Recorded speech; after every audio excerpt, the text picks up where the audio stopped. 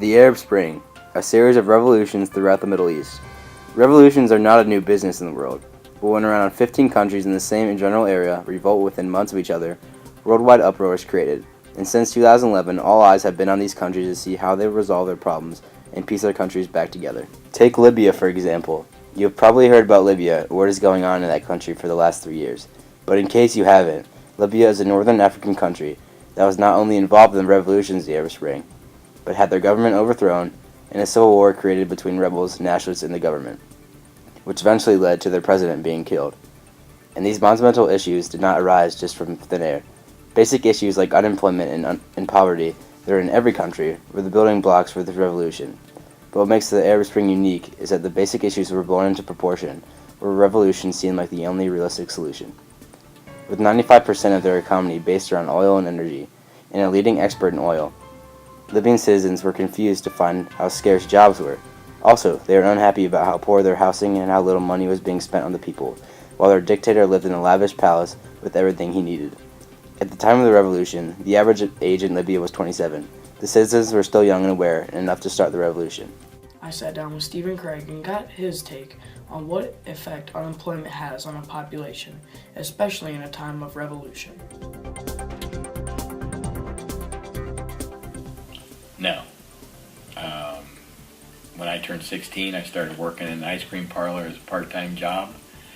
Went off to college, summer and between years in college, I worked in the steel mills, clerked through law school, and started working with the law firm I'm with now right out of law school. So I've never been without work. I have had to fire employees, and the reaction is never good. And I've done it in several different capacities, but in all instances, both personally as well as in representative capacity on behalf of clients, the employee that was being terminated had violated a major employment policy that there was no other recourse but termination. Unemployment fueled the revolution from an economic standpoint, but there was another key player in the Arab Spring that is oftentimes overlooked. Social media outlets such as Twitter and Facebook can have information spread at the tap of a button, and with billions of combined users with access to it. So word of a revolution comes about very quickly and spreads even faster. I think it had a significant impact on the revolutions because it helps plant the seed in the minds of people who might otherwise be estranged from this type of information, to let them know that this is an alternative and it can be done, and enlightening people as to what they might be able to do about their particular situation, and that relief is in sight, or there are alternatives, and you're not alone, and all we need to do is join forces and we can do these different things. The downside of it, I believe, is that there are really no good checks on the quality of that kind of information, so that we can gin up a revolution rather quickly with information that may not be altogether accurate, or may not have been collected and proffered in an environment where we considered the full ramifications of what we're about to do. Almost never do the little problems influence such a monumental event like a revolution, but the little problems do have an influence. Unemployment creates chain reaction of other terrible issues.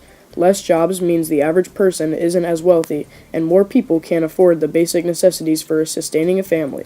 It simply is an endless cycle of negativity, and the governments don't solve this issue. Their job is to ensure the cycle doesn't get too far out of line, but that's what's happening in the various Arab Spring countries. The cycle is out of line. The Yemeni government thought they had the solution to the economy, but didn't, and they became lackadaisical in what was happening in the country. By that time, a drug was on the rise, khat. It's a drug that when chewed has instant effects similar to cocaine with a very high addiction rate. By the president of Yemen allowing for this drug to be exported and grown inside of Yemen, a cartel grew in power and looked to seize control of Yemen. A drug war was created, and the president needed to stop it, but the only way was to ban khat completely, and even he knew that that was not going to happen. The only reason is because khat was now 4 times as profitable as the next best export, which was wheat.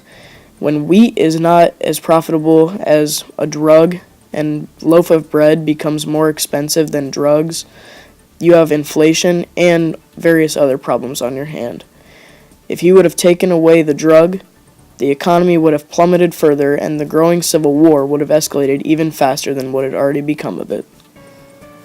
To this day, Yemen is on the brink of civil war, and the southern part of Yemen wants to secede from the north. And both Yemen and Libya are in a state of turmoil, even since the Arab Spring started 2 years ago in 2011. No country that participated in the Arab Spring has completely pieced their countries back together, and the world has completely changed due to the revolutions of these Middle East countries and North African nations. The direction of the progress is still underway, and the only hope to have is that the conflicts are alleviated and the countries can piece themselves back together. 2011 will be a memorable year due to the Arab Spring's events, and everybody hopes that it will be remembered in a positive way